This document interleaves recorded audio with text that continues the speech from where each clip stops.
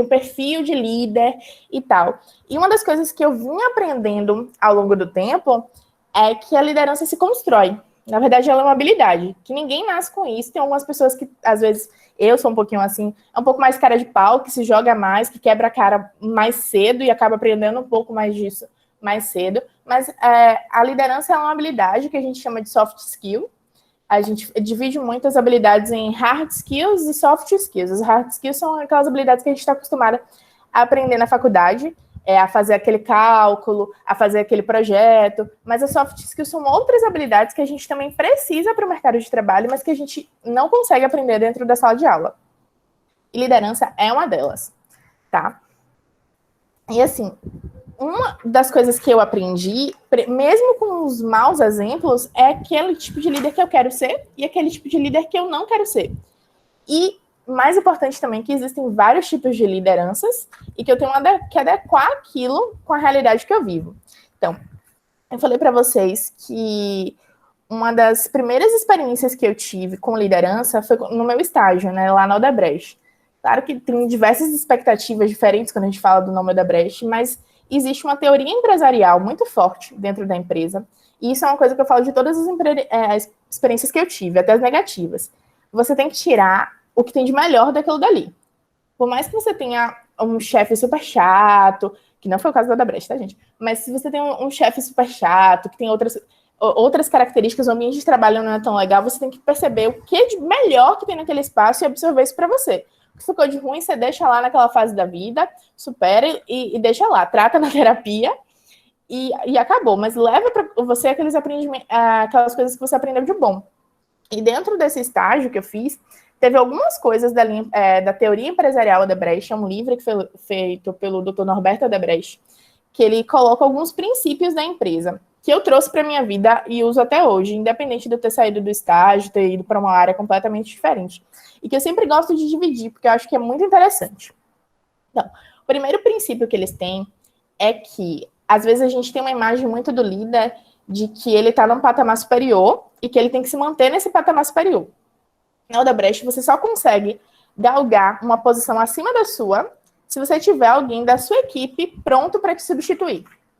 Ou seja, não adianta você ficar naquele nível de superioridade que você é melhor do que a sua equipe, porque você não vai conseguir subir se não tiver alguém do seu nível para entrar no seu lugar. Então, eles estão sempre estimulando que você esteja formando as pessoas que estão na sua base para chegar no seu nível, para que você consiga crescer também.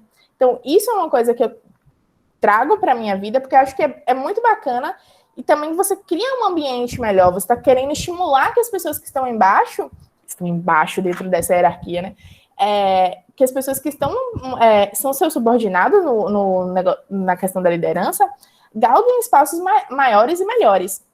Uma outra coisa que eu acho que é importantíssima, não só quando você é líder, mas também quando você está ali dentro de um time, eles estimulam que você traga... Toda vez que aparece um problema, geralmente é que a gente vai procurar o chefe, né? Ele mandou a gente fazer alguma coisa, aí a gente tá lá, começa a fazer, se bate em alguma coisa. Aí a gente vai falar, chefe, eu não consegui fazer, parei aqui. Então, uma das coisas que eles estimulam é que toda vez que você traga um problema, o seu chefe estimule você a trazer uma solução também. Então, beleza, você encontrou esse caminho, mas o que você acha que a gente pode fazer para solucionar?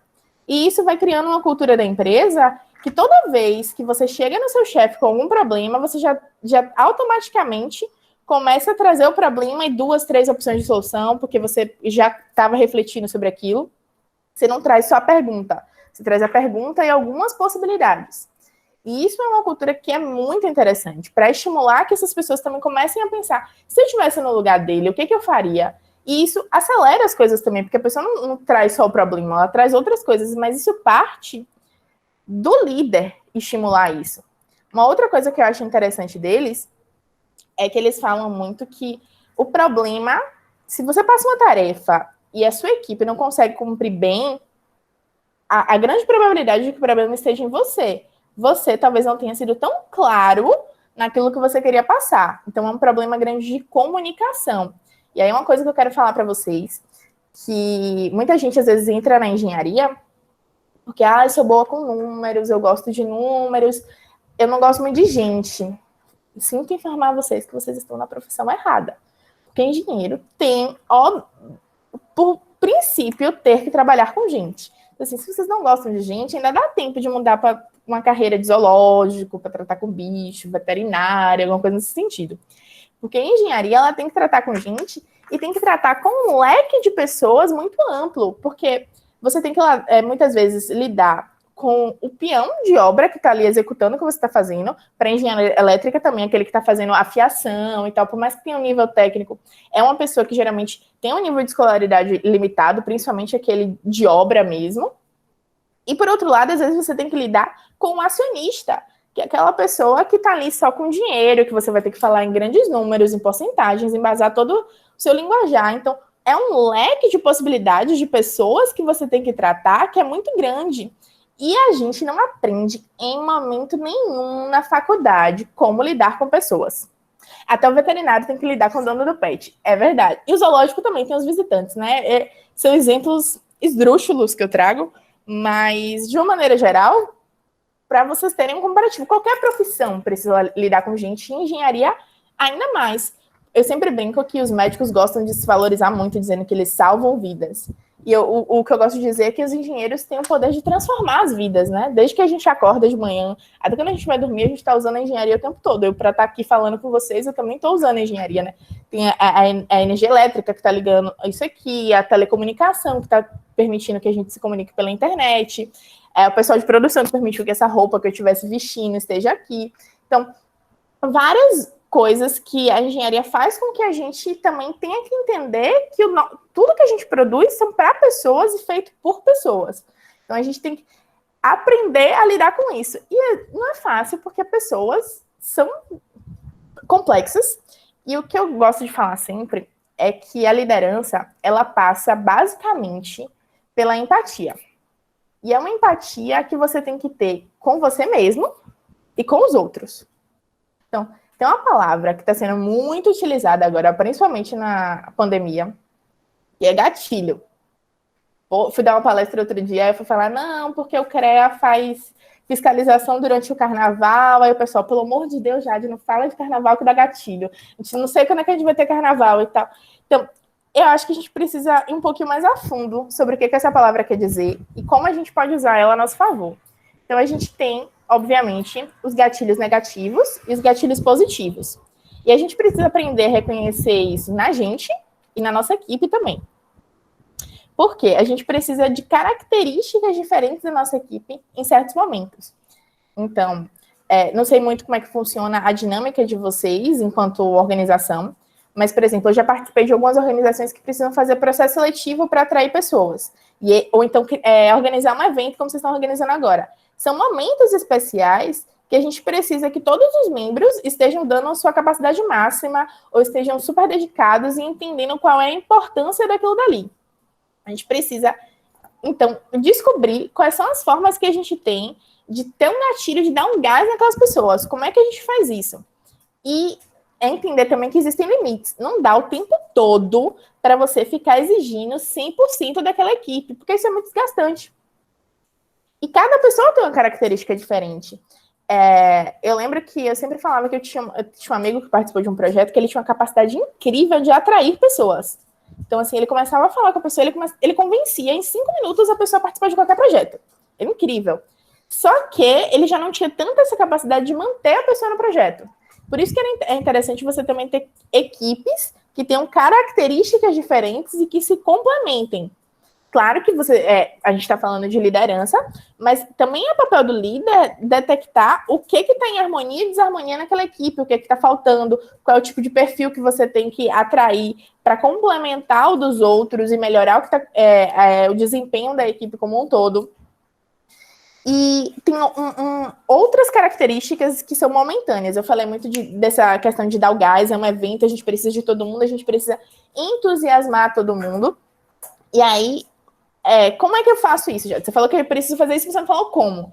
Então, reconhecendo esses gatilhos que a equipe tem e, às vezes, pessoas. É preciso que você faça com que essa equipe compre a ideia que você está tendo. E como é que a equipe compra essa ideia? Primeiramente, ela tem que sentir o seu comprometimento. Então, Isso eu falo para todas as relações. Vou entrar um pouquinho agora de terapia e coaching, ignorem, tá? Isso eu falo para todas as relações, que a maioria das relações, elas são construídas com base em admiração. Isso de namoro, com seus pais, com seus irmãos, de uma maneira geral. Não só entre liderança. Mas você se sente bem em estar trabalhando para alguém que você admira. E isso é uma construção importante. Então, você não consegue exigir 200% da sua equipe se você não está dando 200%. Ou até você consegue, mas você precisa que aquela equipe tenha empatia com você sobre o porquê você não está dando 200%. Então, é você conseguir virar para elas e falar, galera, eu tô doente, eu não tô conseguindo fazer, ou então eu não tô conseguindo dedicar isso porque eu tenho uma outra carga horária que tá me puxando muito, eu preciso de vocês a mais. E vocês conseguirem fazer isso, é uma jornada longa, que envolve também o fato de você ser, eu não quero que isso soe mal, mas é ser uma pessoa agradável de ser trabalhar. Então, não sei se vocês já tiveram essa sensação, eu já tive algumas vezes na vida, de que você está trabalhando com aquela pessoa que é insuportável. De você parar para pensar, nem por R$1 milhão eu vou trabalhar com aquela pessoa. E isso é uma coisa que principalmente a nossa geração, eu estou me incluindo em vocês, né, já formada, eu sei que deve ter gente aí bem mais nova, mas eu ainda me sinto incluída na geração de vocês, tem vivido cada vez mais. Tem uma pesquisa que fala que salário é apenas a quarta coisa mais importante na hora da contratação por uma empresa. Então, aquele pensamento antigo de que, eu sou o chefe, a pessoa tem que fazer porque eu estou mandando e pronto, acabou, já era. Então, assim, a nossa geração está muito com a cabeça muito aberta no sentido de que, se eu não acho esse lugar legal para trabalhar, em primeiro lugar, vem muito a questão do propósito, né? Nossa geração procura muito um propósito para se entusiasmar, para acordar todo dia e tá ali entregando resultado. E quando você coloca isso na balança, você começa a perceber que as coisas não são mais como antes, então a nossa liderança também não pode ser como antes, como os líderes que muitas vezes a gente teve. A gente começa a perceber que a gente tem que convencer e estimular as pessoas ao nosso redor a comprar o propósito que aquela empresa tem, que aquele projeto tem, que aquela ação tem, se for um evento, o que é que vocês querem trazer. Então, é convencer todo mundo a comprar aquilo dali, mas e muitas vezes não é, você não tem que ir de pessoa em pessoa. É uma questão em rede. Porque se você convence aquele vai ajudar você a convencer o terceiro. E assim as coisas vão se desenvolver. Nossa, tá entrando no vento, a câmera chega, balançou. As coisas vão se desenvolvendo. E uma outra coisa que eu acho que é importante, que vem muito da nossa geração também, não é que não existia antes, mas é que hoje se fala muito mais abertamente disso e se preocupa muito mais com isso, que é a questão do acolhimento, né? De como a pessoa se sente acolhida dentro daquela equipe. E isso é muito comum em projetos que tem uma equipe grande, projetos, empresas, e aí tem uma pessoa nova, de fora. E aí ela chega e ela começa a se sentir perdida. Ela não consegue entender as piadas internas daquelas pessoas. E ela começa a ver aquilo dali cada vez como uma coisa mais passageira e a querer sair.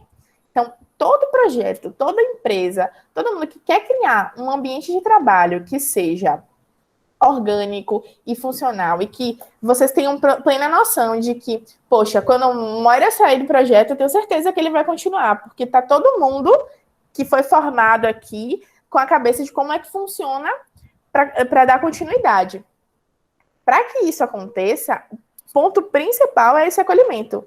É a pessoa que entra entender que ela tem espaço para dar ideias novas, ela tem espaço para errar, porque a pessoa que entra nova, ela tem... Não sei se vocês ainda têm essa relação grande, mas toda vez que eu entro numa experiência nova, num trabalho novo, eu fico morrendo de medo de errar. Porque é normal, é natural. E se você fica num ambiente em que as pessoas ao seu redor estão só esperando você errar para jogar na sua cara e falar, aqui errou, é horrível, péssimo. Você se cobra cada vez mais. Não tem... Deixa eu parar para ler aqui o comentário de Maria aqui, sai rapidinho. Não tem como dar o melhor em um lugar que você não se sente bem, confortável. Ou a gente começa a se desmotivar ou se sentimos deslocados.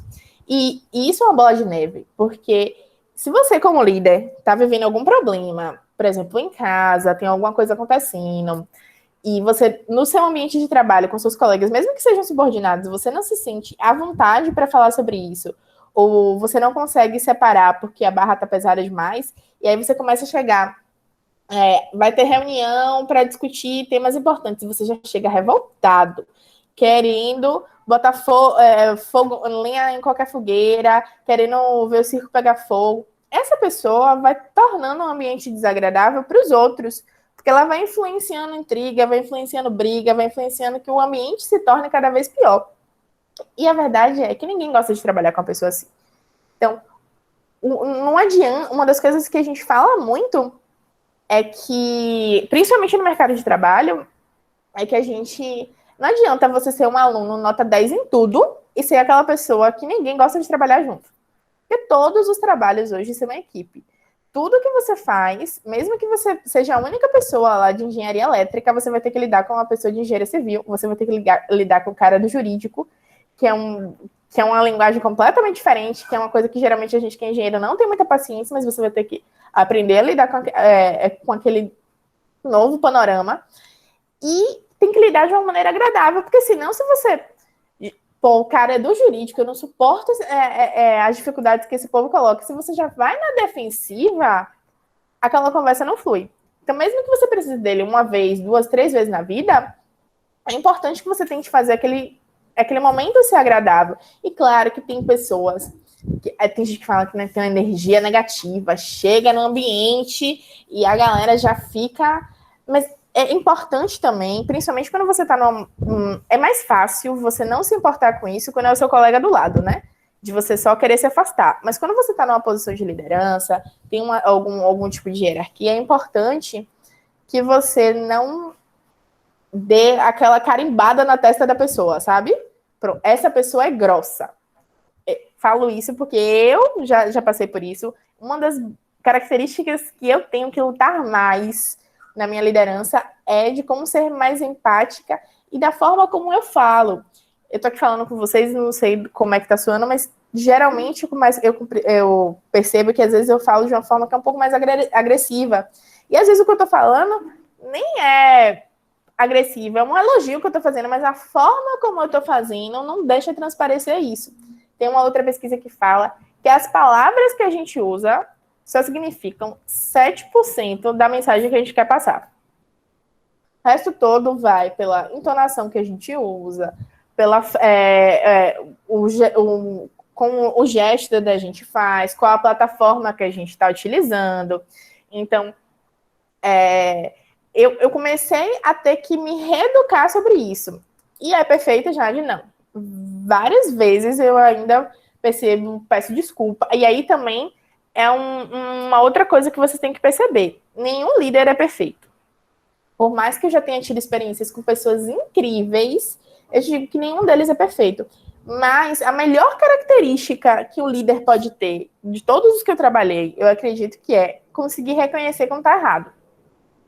Porque aquele líder teimoso, que bate o pé, que tá certo, quando o mundo está falando que ele é errado, por mais agradável e gente boa que aquela pessoa seja, também não vai para lugar nenhum, porque às vezes empaca o projeto, porque desestimula as pessoas que estão ao redor, entendeu?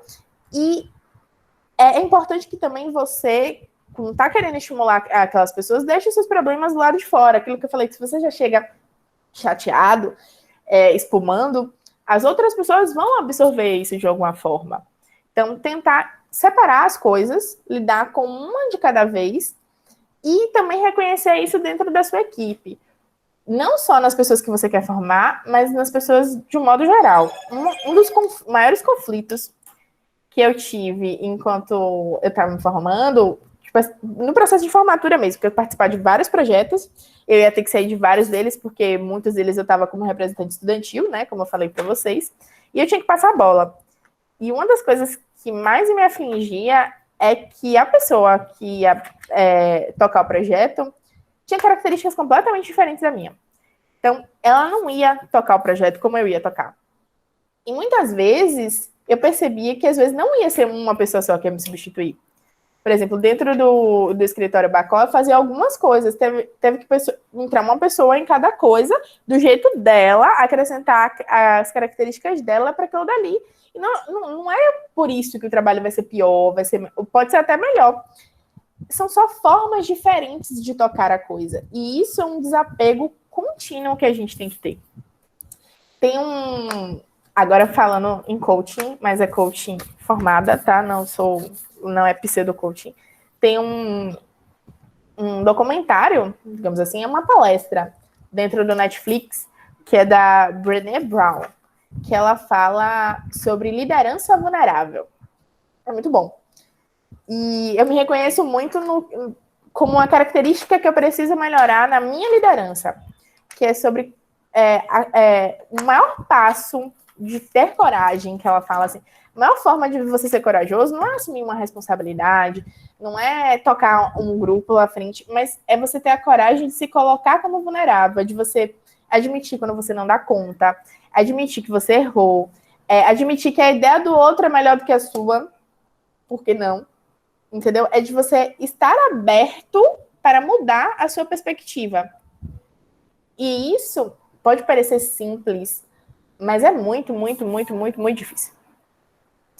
E eu entendo que eu falo muito de uma perspectiva de, tipo assim, Jade, você já estava num caminho de liderança e aí você está vendo como aperfeiçoar isso. E eu que nunca tive num caminho de liderança, que estou aqui me debatendo. Gente, não existe essa questão de liderança natural, de que a pessoa tem características para isso e tal. O que existe é vocês encararem desafios e se prepararem para aqueles desafios. Tem milhões de livros, de técnicas para ensinar todas as características do mundo. Então, vocês estão agora em quarentena, tem um amigo meu que está virando sommelier só pela internet estudando sobre isso. Todas as características que vocês quiserem desenvolver, hoje tem na internet de graça para vocês desenvolverem esse tipo de coisa. O importante que vocês têm que ter em consideração é adequar aquilo dali à realidade, à sua realidade, as características que você já tem. Então, se você, como eu falei, eu tinha um amigo que ele conseguia atrair muito fácil as pessoas para o projeto. Então, se isso era muito fácil para ele, mas ele percebia também que ele não conseguia manter as pessoas do projeto, ele tinha que ver como ele ia desenvolver essa outra habilidade de fazer as pessoas se comprometerem com aquilo. Eu tenho um outro amigo que ele consegue, de uma forma absurda, impor o ritmo dele nas outras pessoas. Então, se é um grupo de estudo e ele vai ler 150 páginas por semana para debater, ele consegue convencer todas as outras pessoas a lerem 150 páginas para debater. Só que muitas vezes você quando consegue... É uma característica absurda. Eu queria ter uma característica dessa de me dedicar pra caramba e fazer com que todo mundo ao meu redor se dedicasse na mesma medida que eu, na mesma intensidade que eu. Só que às vezes você precisa entender que aconteceu com alguns projetos desse meu amigo, que as pessoas quebraram. Como assim as pessoas quebraram? As pessoas não aguentaram aquele ritmo por muito tempo.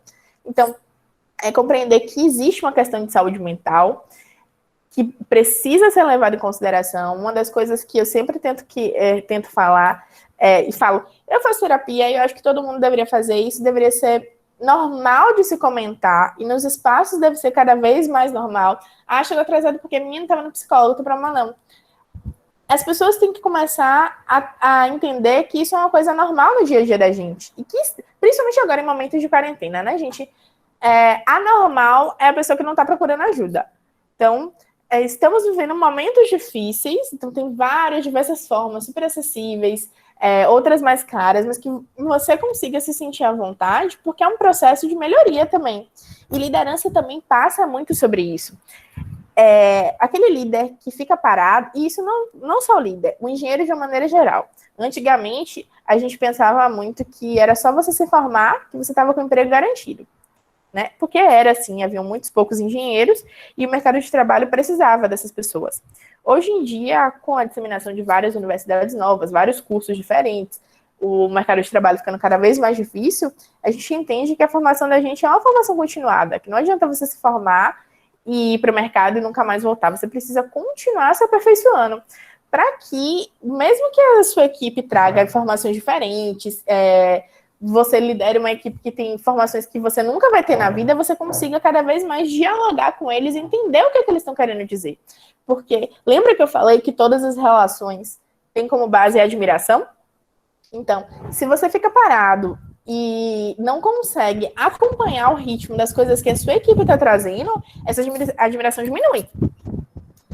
E a capacidade que você tem de impulsionar e passar essa energia de motivar a sua equipe está diretamente relacionada a essa admiração que eles sentem por você. E mesmo que mas eu não tenho admiração, as pessoas me detestam lá, é um processo também de desconstrução. Quando eu estava falando de gatilho, é uma coisa que é importante de vocês perceberem, e é uma coisa que eu não tinha uma visão assim. Foi construída dentro dos processos que eu tive. Que era, por mais que você se dedique pra caramba, que as pessoas admirem e estejam ali entusiasmadas, às vezes, se você não pensa numa válvula de escape, em fazer aquela festinha de confraternização para as pessoas se aproximarem, a coisa não flui. Pode parecer bobo isso que eu tô falando. Pô, Jade, você tá dando como conselho de liderança fazer festinha? Sim. Sim. Por quê? Porque as pessoas criam laços com isso. Não só como você, como líder, mas entre si. E é muito mais difícil você falar não vou fazer, ou então, poxa, não deu para fazer, atrasei para uma pessoa que você gosta e que você tá próxima e que você sabe dos problemas que ela tá passando e tal. Então, você estimular a aproximação dessas pessoas, a criação de laços, é uma forma de estimular também o desempenho delas. Que forme aquela história de formar uma família dentro do seu time. Que é uma coisa muito, muito, muito, muito difícil de se fazer. Mas é um processo. E quando você ignora completamente isso, claro que, Jade, eu não consigo fazer uma festa com o pessoal e que o pessoal se solte. Não precisa necessariamente que eles se soltem tanto. Se eles se soltarem muito, massa. Mas se não for isso, pelo menos mostrar que existe uma preocupação com aquilo. Existe uma preocupação em que a sua equipe esteja bem, que todo mundo esteja interagindo, que vocês se conheçam para além daquilo dali. Vocês que estão em projeto estudantil, às vezes a gente fala muito sobre o tema do projeto. E não se toca que, poxa, eu vou ter prova de cálculo B e aquela pessoa que às vezes não é nem da minha engenharia, engenharia sanitária e ambiental também vai ter prova de cálculo B e a gente podia estar sentando e estudar junto. Então, isso e agora também com outros problemas e tal. Na vida adulta tem o pessoal que tem filho e divide as dores dos filhos. Aquela pessoa que tá procurando namorado e toda hora tem uma história ruim para contar. Então, as pessoas vão criando laços entre si com as semelhanças que elas têm e isso só faz bem pro time, para a equipe de uma maneira geral. Então, tem uma frase que é bem conhecida e Tati, que é a diretora da Poli, ela sempre repete. Eu acho que é simples a batida, mas que é muito importante, que é a única o exemplo não é uma boa forma de você ensinar, é a única forma. Então, assim, você não pode esperar da sua equipe um comportamento excepcional, super unido, empático, que as pessoas se conheçam, que elas estejam super entusiasmadas e cheias de energia 7 horas da manhã para poder trabalhar, se você não faz, se você não é desse jeito, se você também não contribui para isso, se quando o pessoal chega, você está ali morrendo de sono. Então, eu faço parte, agora eu estou trabalhando no CREA, né? E uma das coisas que mais me surpreendeu, que eu tive contato com o pessoal do CREA Júnior, e a reunião deles é domingo, 7 horas da manhã. Eu não acredito que você se reúne 7 horas da manhã. Vem gente de diversas faculdades diferentes e se reúnem no auditório não agora, por causa da pandemia, né? Tarcísio é do CREA Júnior também?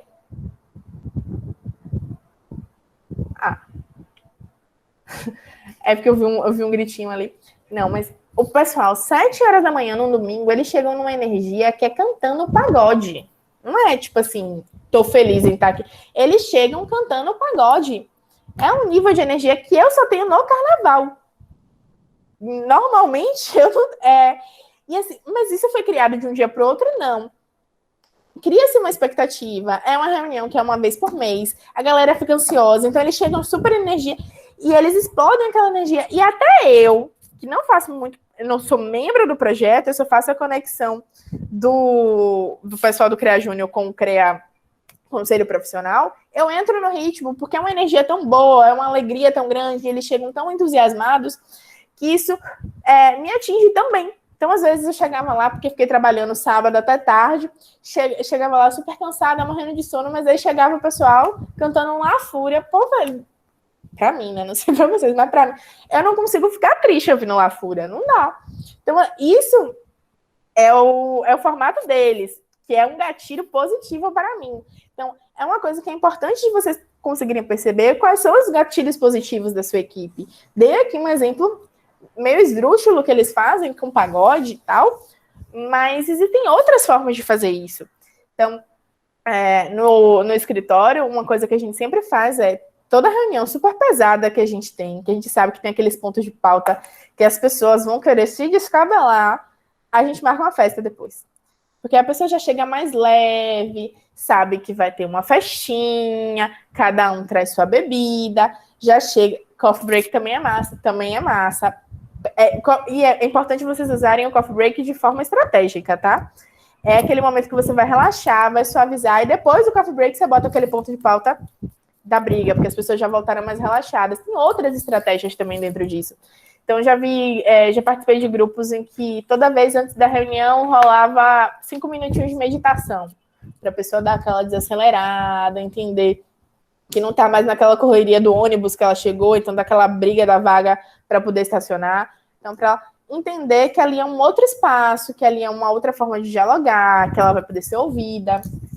Então, são ferramentas que vocês podem estar utilizando para tornar o ambiente um pouquinho mais agradável. Mas isso aí também vai muito da pessoa, da equipe. Às vezes não adianta nada você colocar uma meditação de 10, 15 minutos antes da reunião se todo mundo chega atrasado. Se todo mundo chega atrasado, às vezes talvez é melhor você colocar a festa antes. Porque aí o povo vai chegar para a festa no horário, porque dificilmente a pessoa se atrasa para a festa, e depois para a reunião já está lá. Então, é você entender o que é que funciona para aquelas pessoas, testar, ouvir, e entender que você vai errar e vai errar muito. E o mais importante não é não errar, é você admitir os erros e mudar rápido. Isso é uma coisa que falam muito sobre empreendedorismo também, né? Sobre as startups e tal. É você errar rápido, absorver aquele erro para você e não errar mais.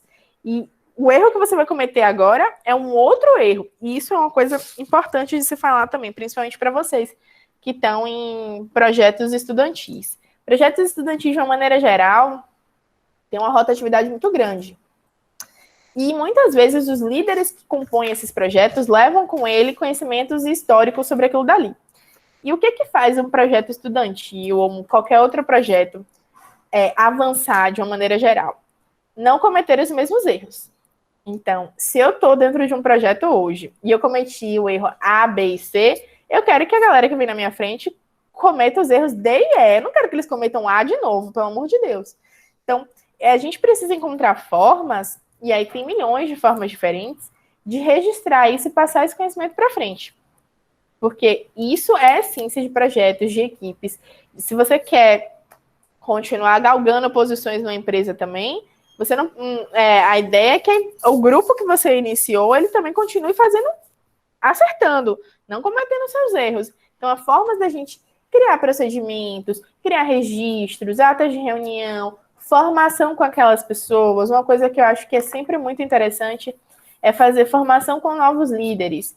Então, se você está saindo daquela posição, tem uma pessoa que está assumindo aquilo dali, fazer uma grande reunião, um café, tomar uma cerveja no bar, e que você conte os perrengues que você passou, as dificuldades que você teve, os maiores problemas, mesmo que seja de uma forma sistematizada, que seja de uma forma um pouquinho mais informal, mas que se crie uma cultura de passar para frente aquilo dali, passar para frente aquele conhecimento, que não fique uma coisa guardada para você.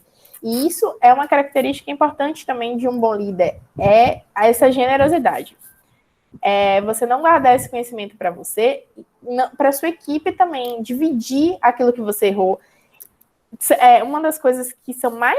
Acho que é o maior desafio de um líder, a coisa mais difícil de se fazer, que é uma das coisas que eu me bato mais também, é como reentusiasmar uma equipe. Como assim reentusiasmar, Jade? Entusiasmar é relativamente fácil. Você tem uma ideia, você faz com que as pessoas comprem aquela ideia, elas começam a trabalhar naquilo, mas às vezes aquilo não dá certo. E você ajudar o pessoal a catar os caquinhos, a entender que aquilo dali foi um erro que foi cometido, que precisa ser melhorado para conseguir avançar, é uma das coisas mais difíceis que se tem para fazer na liderança. É você fazer com que aquela equipe entenda o que foi feito, as limitações daquilo, volte a trabalhar com o entusiasmo que tinha antes ou mais para conseguir agora alcançar uma nova meta. Isso é muito, muito, muito, muito, muito difícil. E como é que se faz isso? Não sei. Eu ainda estou aprendendo, sinceramente. Principalmente agora, no momento que a gente vive de pandemia, porque é um momento em que muita gente, de uma maneira geral, a gente como nação, inclusive, ninguém está alcançando as metas que tinha previsto, né? Ninguém tinha previsto uma pandemia desse tamanho, ninguém tinha previsto cortes, ninguém tinha previsto que a turma de calouros de 2020.1 praticamente não ia entrar na faculdade. Então, ninguém tinha previsto isso. Está todo mundo tendo que se readequar àquilo dali. E muitas vezes as equipes se desestimulam com aquilo dali, porque absolutamente nada do planejado para 2020.1 foi cumprido. O lado bom é que para ninguém foi cumprido, não é só para vocês, não foi algo especial. Então você consegue ter essa contextualização com as pessoas. Mas como é que você vai fazer elas, principalmente no momento que a gente está agora, que ainda é um pouquinho de transição, né? Porque a gente sabe que vai voltar, mas a gente não sabe quando vai voltar. Então, como é que a gente faz com que as pessoas continuem entusiasmadas durante o processo? Então, uma das ferramentas que tem é isso que vocês estão fazendo. É continuar mantendo os laços. Seja para continuar se aperfeiçoando, para fazer um encontro, para tirar dúvida, para fazer uma festinha online, para continuar os projetos que já estavam tocando, mesmo que seja de uma escala diferente, e isso é muito importante. Eu sou virginiana, a louca da organização, então eu adoro uma lista para fazer de metas, aquela coisinha o prazer que uma virginiana sente em ticar uma tarefa feita, não nenhuma palavra do vocabulário da gente consegue descrever. Então, ter esse nível de organização e você também não ser muito severo com a sua equipe. Então, se a gente está vivendo um momento que a gente não consegue planejar direito, vamos colocar metas mais humildes. Vamos refazer as metas. Não adianta ficar trabalhando com as metas de antes, porque o mundo que a gente está vivendo não é o de antes. E mais, o mundo que a gente vai viver também não vai ser o de antes. Então, a gente vai ter que repensar isso tudo que a gente está fazendo e repensar isso de uma maneira palpável, de uma maneira que seja factível de se fazer, que consiga estimular a equipe, mas... E assim, você bota... O que eu gosto de fazer? Você coloca uma meta que é relativamente fácil, que você acha que é factível de ser feita, e se você vê que a equipe está desempenhando, negocia com ela. E aí, o que vocês acham? E isso é uma coisa importante também tem alguns autores que falam sobre o que o líder deve falar, o que ele não deve falar. Tem um autor mesmo que eu não vou lembrar o nome do autor, mas tem um autor que ele fala muito sobre não falar por que não. Porque você já chega na equipe, por que você não fez isso? E a pessoa já está armada, ela sabe que você vai perguntar isso. Então, ele já tem a resposta pronta na língua, ele consegue responder até de olho fechado para você. Então, é estimular de outras formas as pessoas. Eu não gosto muito disso de palavras para influenciar pessoas. Eu acho que esses guias, às vezes, tornam a gente um pouquinho menos naturais nas nossas relações pessoais, tá? Mas tem gente que acha que é interessante. Eu acho que o que é interessante é vocês começarem a perceber na comunicação de vocês qual é o objetivo que vocês querem alcançar com aquilo. Então, se vocês vão colocar ali uma tarefa mais fácil para outra pessoa, para a sua equipe, volta depois e renegocia com ela, com a equipe. O que vocês acham que dá para a gente fazer agora na próxima etapa? A gente fez 4 eventos. Vocês acham que agora no próximo mês dá para a gente fazer quantos? Os mesmos 4? Você acha que vai dar para fazer menos porque a galera não aguenta mais esse negócio de quarentena, é muita live, a concorrência está grande. Então, negocie com a sua equipe, ou escute o que a sua equipe quer fazer para a definição de metas. Muito importante não deixar as metas anteriores, porque a gente sabe que a gente vive um mundo diferente. Não adianta você botar metas inalcançáveis, porque isso é uma ferramenta clássica de desestimulação. Então, quando a pessoa vê que ela não está alcançando nada do que é proposto para ela, ela vai se desentusiasmando. E criar esse ambiente também de que a pessoa se sinta confortável de tipo, tá, a gente não conseguiu por causa disso. Que ela se sinta aberta para falar por que ela não está conseguindo. E não só porque existe uma dificuldade técnica, mas porque eu estou passando por uma fase tão ruim da minha vida agora, mas eu não queria sair do projeto, eu queria estar ajudando de alguma outra forma, mais pontual. Será que é possível você absorver essa informação e ver como é que você pode inserir aquela pessoa dentro do projeto, dentro dessas características? Às vezes a gente não se abre para esse tipo de possibilidade e a gente perde uma pessoa que poderia estar ajudando, não da forma como a gente espera, mas da forma, na limitação que ela traz. Então, liderar é muito... tem uma frase que fala que liderar é gerir conhecimento das pessoas, não só pessoas, mas gerir os conhecimentos que ela tem, balancear. Aí entra um pouquinho também na questão de gestão pessoal do tempo, né? Gerenciar qual é a energia que aquela pessoa pode estar trazendo para aquilo dali, quão motivada ela pode estar vindo para aquele espaço, qual o tempo disponível que ela tem para aquilo dali. Porque às vezes a gente tem pessoas incríveis que a gente acha que seriam massa para a nossa equipe, para o nosso projeto, mas ela não tem tempo nenhum. E às vezes ela entra ali e por ela ser incrível, ninguém quer expulsar ela, porque ela, em 5 minutos, ela vai lá e traz várias contribuições, mas ao mesmo tempo cria um clima dentro da equipe de que, pô, essa pessoa tá aqui, mas não tá fazendo nada, eu tô aqui me matando e ela tá do mesmo jeito que eu. Então, é fazer com que a sua equipe entenda que se aquela pessoa tá ali por 5 minutos, é porque ela se propôs a estar ali por 5 minutos e todo mundo acha isso interessante. Ela tá ali só por 5 minutos. Mas não achar também que ela tá ali não fazendo nada e eu tô passando a mão na cabeça daquela pessoa. É entender que cada um vai trazer a sua contribuição da sua forma, dentro do seu limite, e agregar a equipe no que ela pode. Mas sem desestimular a pessoa do lado. O que é bem complexo e bem complicado. Eu não sei como é que funciona no formato de vocês, mas muitos projetos têm pelo menos um mínimo de dedicação, né? Ou de atividades para fazer, ou de carga horária para cumprir e tal. E se aquela pessoa não está cumprindo, não está participando do jeito que era esperado, você ter, primeiro, ferramentas para diagnosticar isso, principalmente quando você trabalha com equipes muito grandes. Então, se você está aí, às vezes, trabalhando com projetos de 60, 70 pessoas, e você não consegue identificar quando uma pessoa some. Isso é complicado. E o pior, às vezes você consegue identificar, não que ela some, mas que ela está se afastando. Tem muita gente que consegue perceber isso, né? Poxa, fulaninho não veio para aquela reunião, né, menina?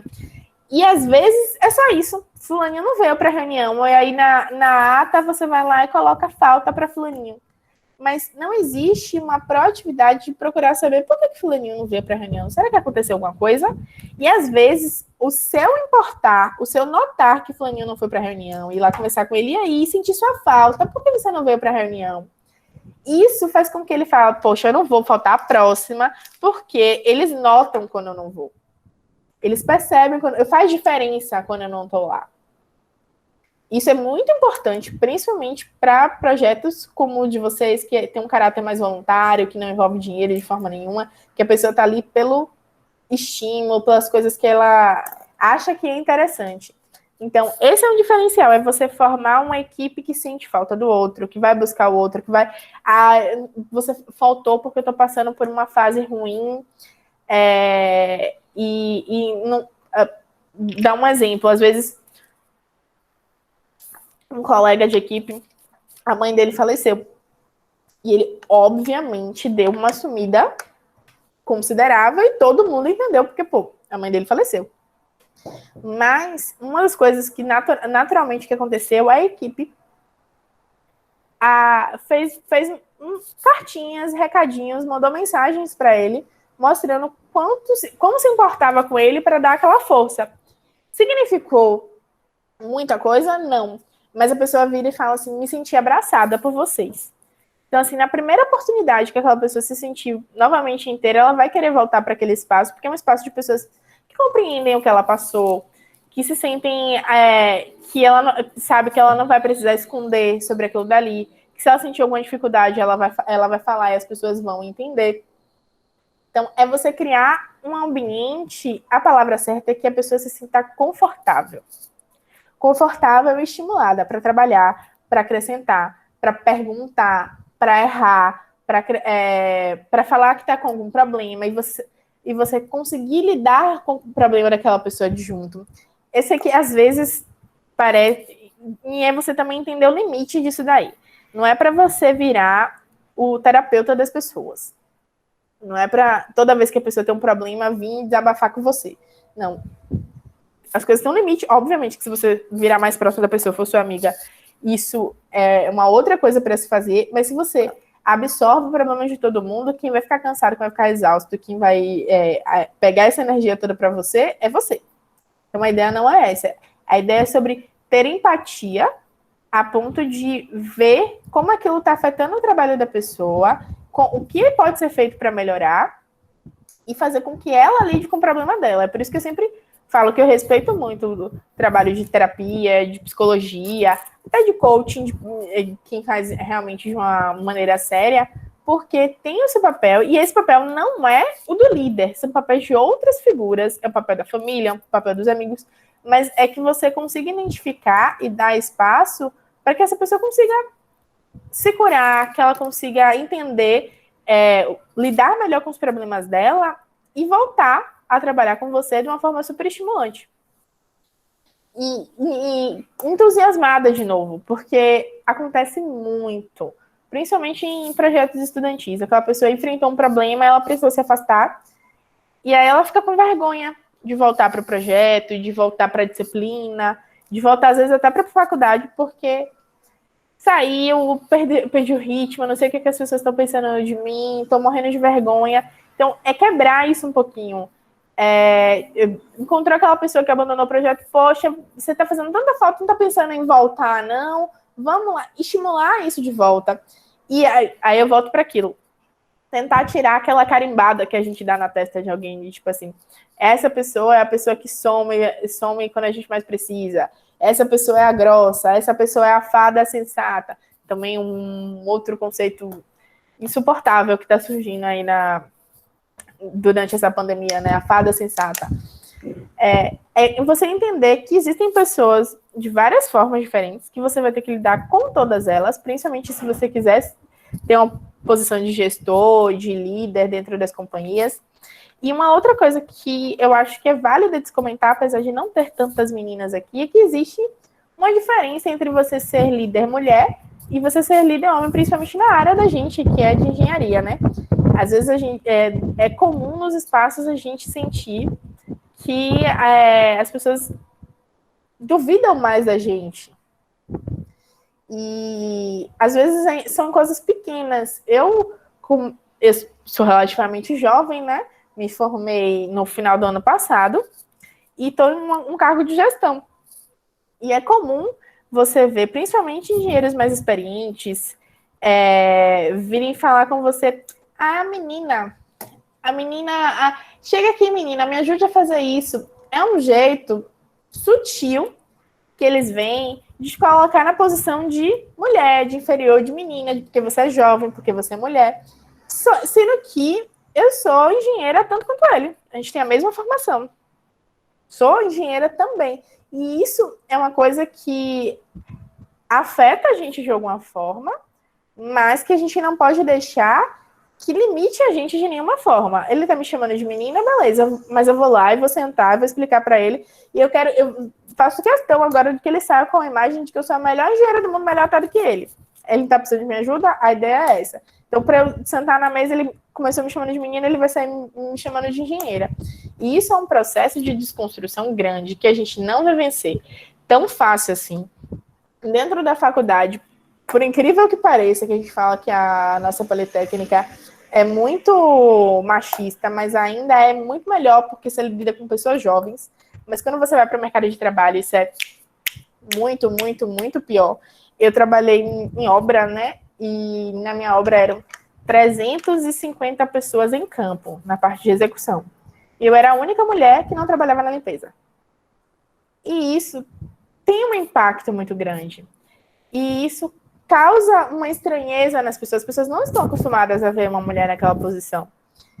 E fiz um parêntese super grande agora para falar sobre mulher, mas eu acho que é importante, porque eu acho que não só para as meninas que estão aqui, mas para os caras também perceberem que isso tem que ser uma construção conjunta, de não silenciar as mulheres, de não fazer o famoso mansplaining, de que às vezes a menina vai lá, explica tudo direitinho, o cara vai lá depois e repete tudo que a menina explicou, e às vezes o cara é aplaudido e a menina não. Então, é um processo de construção que vocês têm que fazer, e eu espero, tenho fé disso, né? Que a gente tem que se prender a alguma coisa, de que quando a nossa geração chegar num patamar, já estiver no mercado de trabalho, a maioria das pessoas sejam da nossa geração, seja uma coisa diferente. Eu espero que não seja mais necessário falar que uma mulher, dentro da engenharia, numa posição de liderança, sofre mais dificuldades. Que as pessoas criam mais expectativas sobre o que ela vai fazer, ficam esperando ela errar. Então, eu vivi isso também, da pessoa ficar tipo assim, e isso aí que você tá fazendo é o quê? Aí você tipo, tem que parar para explicar muito bem o que você tá fazendo, porque você sente que o que aquela pessoa quer é apontar o dedo de que você sabe que você não pode fazer isso, né? Então, a gente às vezes tem que estudar mais, se preparar muito mais, porque o mercado de trabalho pede isso. Então, eu espero que algum dia isso não seja uma realidade, que seja muito mais confortável para a mulher chegar nessa posição, em qualquer posição de liderança. Mas é um trabalho difícil que passa por nós, meninas, que não podemos aceitar que isso é normal, abaixar a cabeça e tá tudo bem, mas entender que isso não pode limitar a gente. Hoje eu consigo ver que tem vários exemplos femininos já são referências para a gente está numa faculdade que a Escola Politécnica é comandada por uma mulher, isso já é um grande exemplo para a gente tem cada vez mais professoras mulheres também, no mercado de trabalho também, mas ainda existe uma diferença muito grande, principalmente nos cargos mais altos. Dentro da engenharia, quanto maior o cargo, a menor quantidade de mulheres que a gente vê. E isso passa por uma cultura que se inicia dentro da faculdade, dentro desses projetos de liderança. Então, uma coisa, só para finalizar, uma coisa também que eu percebo é que, de uma maneira geral, o homem coloca a cara um pouquinho mais para bater, do tipo assim, não estou preparado para esse cargo, mas eu vou tentar ser líder, vou tentar pegar essa equipe. E a menina, de uma maneira geral, ela espera se sentir um pouquinho mais pronta. Não, eu tenho capacidade de assumir esse cargo, e aí é que ela se oferece. E nisso, eu me coloco nessa posição também. Eu demorei muito para ter coragem de me oferecer. O cargo da Benji mesmo, que eu fui vice-presidente nacional, eu ficava assim, eu acho que eu não estou pronta para isso, eu não domino muito bem esse negócio não, mas eu me ofereci, foi super bacana. Mas demorou muito para eu ter essa coragem de me arriscar num cargo que eu não tinha certeza que eu estava pronta. Em compensação, quando eu vejo em outros ambientes, tem vários meninos que eu converso que dizem assim, como é que você chegou aqui? Eu tentei, vai que colava. Pô, velho, vai que colava, o cara virou presidente da parada, não vai que cola, sabe? E eu não conheço nenhuma menina que foi no vai que cola. E eu acho que é importante a gente começar a se enxergar mais nesses espaços também. E se arriscar mais, porque às vezes você não está 100% preparada, mas você vai concorrer com um cara que está 50% preparado, mas acha que vai que cola. Então você no seu 60% está melhor do que ele, então arrisca mais, tenta alcançar um pouquinho mais, que as coisas acontecem. Tem uma coisa interessante também que o presidente da Benji, aí, o presidente normal, ele sempre fala que ele às vezes oferece, queria que você fizesse isso para mim. Eu falo, poxa, mas eu tô com tanta coisa para fazer, sério, não tem outra pessoa para você chamar, não. Ele diz, Tem várias outras pessoas para chamar, Jade. Só que a gente não gosta de gente que não faz nada. A gente convida para fazer as coisas as pessoas que estão fazendo muitas coisas, porque é esse tipo de gente que a gente gosta. A pessoa que trabalha, que está ali se dedicando. Então, uma coisa acaba puxando a outra. Eu falei de várias experiências que eu tive com liderança aqui para vocês, mas as coisas foram acontecendo naturalmente. Até o trabalho que eu tenho hoje aconteceu naturalmente. Eu brinco que eu me preparei na minha graduação inteira para um trabalho que eu não sabia que existia. Quando eu me formei, apareceu a oportunidade. Então, as coisas, uma vai puxando a outra, uma oportunidade de estágio, é um trabalho que você vai ter, e é muito importante essa questão do networking também, as pessoas te reconhecerem como uma pessoa legal de se trabalhar, eu gosto de trabalhar com aquela pessoa. Aí é que vai vir as indicações, é aí que você vai se envolver em mais projetos, sejam eles voluntários. Uma hora, acreditem, eu duvidei tanto disso, eu me envolvi em tanta coisa voluntária. Será que em algum momento vai aparecer alguma coisa que seja bacana e que pague? E aparece, acreditem que aparece, tenham fé que aparece. Eu acho que é mais ou menos isso, gente. Falei por 1 hora. Quero deixar aí aberto se vocês quiserem fazer alguma pergunta, alguma contribuição. O tema de liderança é extremamente amplo. Tem muita gente que fala sobre lideranças de várias vertentes diferentes. Tem gente que fala sobre os tipos de liderança. Tem conversas bacanas sobre liderança vulnerável, que eu falei que é de você colocar um pouco mais aberto, ter a coragem de se mostrar vulnerável. Tem aquela pessoa... A pessoa que fala de liderança muito voltado para timidez, aquela pessoa que não consegue se soltar. Então, tem muitas vertentes.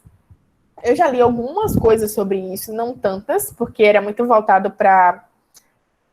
Falo assim, que era muito voltado para as minhas características, né? Eu sentia que eu era o que tinha dificuldade, eu ia estudar um pouquinho mais sobre isso, não era tanto de uma forma geral. Mas foi um exercício bacana tentar revisar esses conhecimentos para trazer para vocês. A Maria pediu para eu falar um pouquinho sobre o Bacó, que é uma experiência horizontal. É uma quebra de paradigma absurda, porque a gente é condicionado a nossa vida inteira a ter hierarquia para trabalhar. Em qualquer momento, numa sala de aula, a gente tem um professor que, a maioria das vezes, trabalha de uma forma hierárquica, falando que a gente tem que fazer isso, isso e outro. E o Bacó tem uma proposta diferente, tem uma proposta de horizontalidade. Não tem um presidente do Bacó. Nunca vai ter, se Deus quiser. Porque a ideia nossa é que todo mundo tem uma voz igual, que todo mundo participe da mesma maneira, e isso às vezes coloca a gente em discussões infinitas de tem 30 pessoas discutindo um tema, mas fulaninho ainda não entendeu, e aí a gente volta, explica tudo para fulaninho, até fulaninho entender. E isso foi um exercício para mim absurdo, porque como você não tem hierarquia, seu voto é o mesmo de todo mundo, você tem que convencer as pessoas pelo seu poder de argumentação. Então, a essência do escritório está nisso, e você se exercita muito nesse sentido. E foi uma coisa muito bacana que teve muito efeito para mim, principalmente representação estudantil, porque geralmente tem aquela reunião com trocentos professores, você às vezes é a única aluna, ou tem 2, 3 alunos e 40 professores, e você está ali para representar estudante. Então, você nunca vai vencer no voto, porque você não tem quantidade para isso. A fórmula universitária foi pensada para cada 4 professores ter um estudante no máximo, e dificilmente a gente consegue esses estudantes todos. Então, qual é o papel de um representante estudantil? Convencer os outros na voz. Então, por isso que eu falo que o que eu aprendi no Bacó serviu muito como representante estudantil, porque tinha ali um monte de professor, eu não ia convencer só pelo fato de ser estudante, porque não tem voto de estudante suficiente, mas eu tinha que convencer eles porque era o certo, porque a minha ideia era melhor, porque existe um volume de estudantes grandes, e apesar de eu não estar ali, de não estar ali todos eles, eu estava representando eles. E isso também foi muito bom para a minha vida, porque, primeiro, você desenvolver a habilidade de argumentação é ótimo para qualquer profissão, não só para o advogado que vive disso, né? Mas para qualquer outro espaço. E você saber argumentar que qualquer ideia que você tem, entender como é o processo de conquistar a pessoa com uma ideia, o que aquele público entende, como é que é feita aquela... Porque a gente sempre está, em qualquer trabalho, mudando a equipe da gente, mudando as pessoas que a gente precisa convencer. Então, às vezes, sua equipe é uma, aí você recebe uma promoção. As pessoas que você tem que convencer já são outras. Então, a gente tem uma adaptabilidade muito... Falar assim, pessoas que você precisa convencer, às vezes sua ruim, né? Parece que você está querendo manipular a pessoa. Mas não é isso. É sobre conseguir ter os argumentos suficientes para defender o seu ponto de vista. Significa que você vai sempre vencer e aprovar tudo que você quer? Não, mas significa que você vai conseguir estabelecer sua voz com uma certa força. Então, eu trabalho com a parte de engenharia pública, né? Que é engenharia para pessoas em situação de vulnerabilidade socioeconômica. Então, a coisa que eu mais ouvi na minha vida foi não. Da pessoa falar, nossa, seu projeto é massa, mas não tem nada do que eu possa fazer.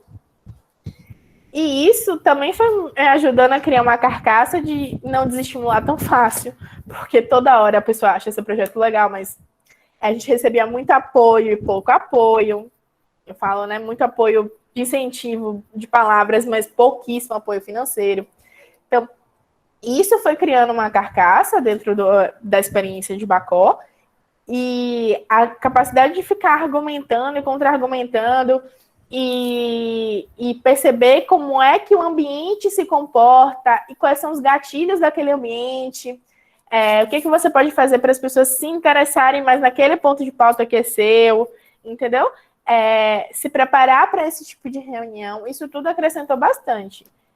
Na verdade, eu acho que eu falo um pouco do Bacó porque foi a vivência que eu tive, mas eu acho que, de uma maneira geral, vários projetos de extensões, projetos de... outros projetos que são fora da universidade também, alguns trabalhos sociais, desenvolvem esse tipo de coisa. Mas eu acho que projetos de autogestão, projetos horizontais, que estão ali sempre estimulando, a pessoa que acabou de entrar agora, ela vai ter o mesmo poder de fala e de influência do que eu. Então, se aquela pessoa arrasa, não importa que eu estou lá 2, 3 anos, já fiz e aconteci, o poder de fala dela, de convencimento é dela, entendeu? No final, a maioria simples, votou a mais, aprovou, votou a menos, não aprovou, entendeu? Foi uma experiência muito enriquecedora para mim, principalmente também na questão de empatia. Eu falei aqui que eu sou... É difícil para mim falar isso, mas eu sou uma pessoa que fala às vezes de uma forma mais agressiva, que é um pouco mais grossa, e a gente dentro do Bacó, vocês talvez tenham acompanhado, a gente fez uma campanha bem grande sobre saúde mental, sobre empatia, a gente fez rodas de conversa sobre isso, então foi um espaço de qualificação para mim dentro disso. Então a gente fez várias capacitações sobre comunicação não violenta, então, que é também chamada de comunicação assertiva, que é uma coisa que eu também incentivo que vocês pesquisem sobre, de como passar a mensagem que vocês querem de uma forma mais clara, que a pessoa tenha empatia sobre o que você está passando. Então, se vocês quiserem materiais sobre isso também, posso passar para vocês. Foi um espaço em que...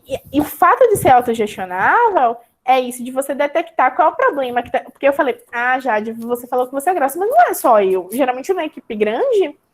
Na época que a gente teve essa capacitação, o Bacó estava com 65 pessoas. Tinham várias pessoas que a gente brincava que tinha um grupo das fadas e das facas. Eu estava no grupo das facas. Então, essas pessoas eram pessoas que eram desagradáveis de se conviver, não necessariamente, mas que às vezes não sabiam a melhor forma de se expressar para aquilo. Então, a gente conseguiu diagnosticar isso, conseguiu procurar pessoas... a gente teve capacitação com gente de psicologia, de outras áreas de comunicação, para vir falar sobre isso e melhorar a nossa relação. E era engraçado que, depois dessas capacitações, as pessoas... Era normal dar aquela carimbada de que a pessoa é grossa, de que a pessoa é isso, que a pessoa é aquilo, mas depois da capacitação, você tem que dar uma oportunidade de melhorar. Olha aqui como eu estou tentando. E a gente seguia a regra da comunicação assertiva, igual uma fórmula matemática, para mostrar que a gente estava realmente tentando acertar naquilo, mas é um processo. E assim, é uma forma que a gente encontrou de tirar esse carimbo da testa da pessoa, de melhorar aquela característica. E na minha época, teve a questão da saúde mental, teve essa questão da comunicação assertiva, e teve outras, e pode ser que as turmas seguintes tenham outros tipos de necessidades, entendeu? Você também ter esse termômetro junto com a sua equipe para melhorar coisas que não são só da sua equipe, mas que às vezes são suas também. Mais alguma dúvida? Mais alguma coisa? Já falei pra caramba, já passamos de uma hora fácil aqui. Caraca, é tipo muita coisa. Porque Sim. a gente fala liderança, só que tipo tem uma carga de conceitos ao redor que, poxa, absurdo, velho. Sim, como eu entendo que vocês são estudantes, eu quis sair um pouquinho daquela zona de conforto comum de não é chefe, é líder, é time, é isso. Porque, na verdade, esses nomes são só nomes, né? O que muda mesmo é a forma como você atua e que você lida com aquilo. Eu acho meio besteira esse negócio de chefe, de líder, de time, disso, aquilo. Mas, enfim, tem muitos teóricos que falam sobre isso. Exato. O que você falou do Bacon me lembrou muito o que um outro voluntário falou sobre liderança horizontal. Parece que é aplicado ao pé da letra lá. A gente tenta. Eu tento desmistificar essa ideia utópica de liderança perfeita, de horizontalidade. Então, a gente sempre tem como um objetivo que é quase anarquista, de que a gente não tenha líder nenhum. Hoje a gente trabalha dentro do Bacó, a gente tem coordenações, e o papel desse coordenador não é de liderar, de dar tarefa, é de ajudar a organizar, só isso. E, obviamente, que às vezes ele acaba puxando um pouquinho mais, um pouquinho menos.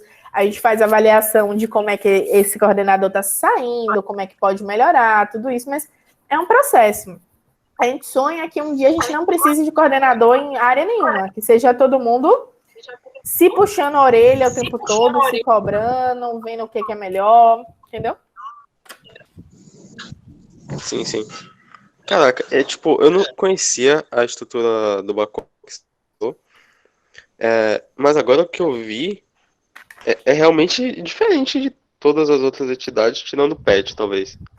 Que o PET também não conheço exatamente como é a estrutura. Sim, é bem diferente. E eu gosto de falar disso porque foi a minha maior bagagem em termos de formação de liderança. Eu passei muito tempo lá, eu entrei em 2015, então são 5 anos.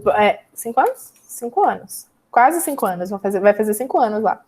Então, é um formato diferenciado que eu defendo, mas que, assim, eu acho que tem uma coisa interessante também. A gente não pode sair de lá ou de outros espaços que sejam horizontais achando que é isso. Porque a gente vai sair de lá e vai entrar no mercado de trabalho que é extremamente hierárquico. Então, você tem que ter... Eu assisti uma palestra de uma moça que ela falava sobre entrevista de emprego, sabe aquela pergunta de qual é a sua melhor... sua pior característica, sua melhor qualidade e seu maior defeito. E ela falava que a coisa que mais impressionava ela na hora que estava entrevistando alguém, quando alguém falava que minha melhor qualidade é a adaptabilidade. É conseguir me adaptar aos diferentes cenários, às diferentes realidades, com uma velocidade que precisa. Então, eu acho que é muito isso. Às vezes é você não se condicionar de que o formato é aquele, de que é assim que tem que ser, porque apesar de muito bacana, a realidade do dia a dia não é assim. Então, hoje eu trabalho no CREA, que é extremamente hierárquico. Você pega o organograma, ele vai fazendo. Em algum momento, chega lá na caixinha que eu tô. E tudo bem com isso. A gente tem que aprender a lidar com isso, aprender como é que o sistema funciona, e mesmo assim continuar sendo propositivo, não só respondendo as coisas que traz pra gente, mas propondo de uma forma que as coisas consigam sair do papel. É difícil, mas eu acho que é um exercício bacana. Eu espero que um dia a gente tenha mais organizações funcionando em formatos horizontais. Eu sou grande defensora do associativismo, do cooperativismo. Eu espero que isso alcance cada vez mais, principalmente a área da gente, da engenharia. Exato. Então eu queria agradecer. Eu acho que foi absurdo para todo mundo como foi para mim, porque já tinha muito tempo que eu queria trazer esse debate para a entidade mesmo, só que eu não me sentia exatamente próprio do assunto para poder falar sobre. Aí ter você aqui hoje foi absurdo. Muito obrigado por ter vindo. Assim, Eu que alguma pergunta agradeço mais? o convite, gente. E assim, eu falei do formato do Bacó, mas é vocês absorverem o que serve para vocês, o que não serve, quiser conversar mais sobre isso, até com o pessoal que está lá hoje em dia também, pode ser interessante para vocês, tá? Sim, essa questão de saber que existem outras estruturas abre a possibilidade de você pensar fora da caixa, basicamente. Sim, sim.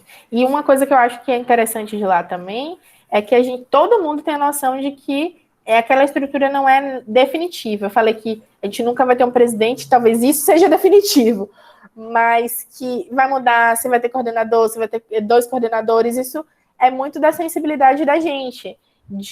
Às vezes a gente tinha coordenadorias que estavam sem coordenador, estava completamente autogestionada, e outra que tinha 2, 3 coordenadores, entendeu? Então é sentir que as coisas podem mudar e se adequar à demanda daquele momento. Eu acho que isso é a questão da adaptabilidade não só da pessoa, mas da entidade também. Sim, sim. Ah, aliás, agora que você estava falando assim, eu estava lembrando da parte do marketing do I3E, que, tipo, a gente notou que, como todo mundo pegou uma tarefa e tem reunião que vai dividindo e tal, é, pegou um aspecto muito mais comunal do que, tipo, hierárquico do coordenador dizer estritamente o que cada um vai fazer e tal. E, tipo, isso eu achei a única parte do I3E aqui que a gente tá assim, e eu curti muito, aliás.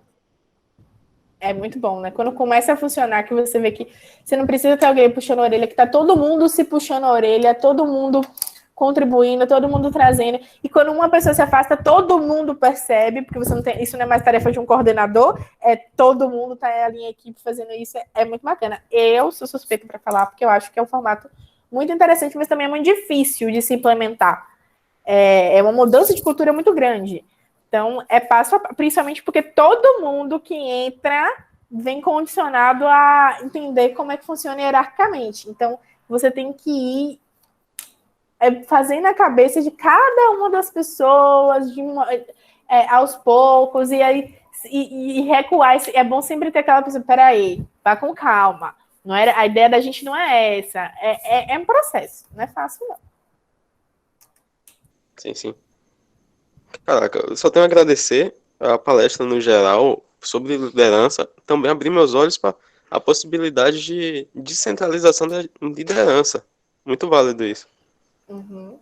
E é mais Mesmo. saudável mentalmente para quem está na liderança também conseguir dividir essa carga com as outras pessoas, né? Com o máximo de pessoas possíveis.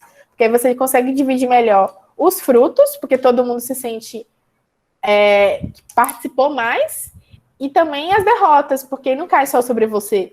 Cai sobre todo mundo consegue absorver, poxa, nós não fizemos isso, não nos dedicamos o suficiente. Eu acho interessante. Mas é isso, pessoal. É muito processo. Eu adorei o convite de vocês. Falei pra caramba. A gente tá aqui na quarentena, às vezes não fala muito, né? Eu adoro ser convidada para palestra, porque a gente aproveita o momento para estar diminuindo a carência e estar dialogando com pessoas um pouquinho. É isso. Eu vou deixar os meus contatos aqui também. Quem quiser falar mais sobre isso, tirar dúvida de CREA, tirar dúvida sobre horizontalidade, leitura, engenharia pública, essa parte mais de trabalho social também, eu estou à disposição. Jade, eu gostaria de agradecer também, em nome do ramo. Obrigado pela sua participação e contribuição. E eu achei muito bacana a sua palestra, porque ela me deu uma visão diferente de liderança. Porque eu ando conversando bastante sobre liderança com diversas pessoas, e cada uma vai dando os toques e a gente vai pegando as coisas aos poucos. Algumas indicam livros, como você falou, você não acha totalmente indicável alguns livros de ajuda, mas enfim, eu só gostaria de agradecer mesmo e é isso, obrigado. E, gente, a melhor forma de vocês aprenderem é isso, se aproximar de pessoas que você admira a liderança, seja de que forma for. Eu não sei se eu já contei isso para algum de vocês, mas antes de eu trabalhar no CREA, eu consegui uma bolsa de extensão, que eu era uma pessoa que eu admirava pra caramba, ela já tinha sido secretária de habitação de Salvador, e eu bati na porta da sala dela na UFM. Então, eu tô querendo respirar o ar que você respira, eu quero aprender como é que você vive, eu quero ficar por aqui. Será que eu posso ser como voluntária? Em 2 semanas eu tinha conseguido uma bolsa. Então, assim, se aproxime das pessoas que vocês admiram, que vocês acham que são exemplos de liderança, seja de forma voluntária, seja de uma forma mais pontual. Converse com essas pessoas, porque a melhor forma de você aprender é isso, é com exemplo, é pegar coisas mais pontuais mesmo, aprender um pouquinho com um pouquinho com o outro, e desenvolver a sua forma de liderança mesmo, porque vai ser única, não tem jeito, somos pessoas únicas. É isso, gente. Acho que já chega, né? Beijo. Beijos. Pronto. Vou colocar só Vou parar de gravar meu aqui. Instagram aqui no chat, se vocês quiserem falar sobre qualquer outra coisa, tá bom? Ok. Beijo, pessoal. Tchau, tchau. Tchau.